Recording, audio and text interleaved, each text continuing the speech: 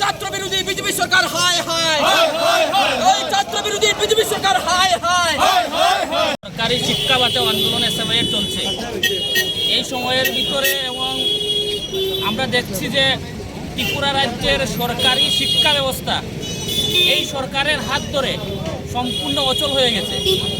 ত্রিপুরা রাজ্যের ম্যাক্সিমাম স্কুলগুলোর মধ্যে শিক্ষক নেই, কলেজে প্রফেসর নেই, স্কুলকে একদিকে বন্ধ করে দেওয়া হচ্ছে এবং স্কুলের মধ্যে বিভিন্ন জায়গার বিভিন্ন স্কুলের মধ্যে আমরা দেখছি যে নেশার সামগ্রী ঢুকিয়ে দেওয়া হচ্ছে।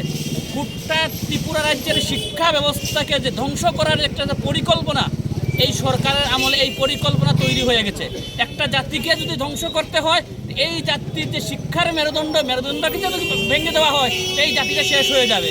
তাই গোটা ত্রিপুরা রাজ্যে আজকের যে শিক্ষার সংকটে আমরা ভুগছি, স্কুলের মধ্যে শিক্ষক নেই, প্রফেসর নেই এবং ছাত্রর হাতের মধ্যে নেশা দিয়ে দেওয়া হচ্ছে। এর প্রতিবাদে গোটা রাজ্যে এসএফআই এর আন্দোলন কর্মসূচি চলছে এবং সরকারি শিক্ষা ব্যবস্থা বাঁচানোর জন্য এসএফআই এর সংগ্রাম গোটা রাজ্যে আরও তেজি আকার ধারণ করছে।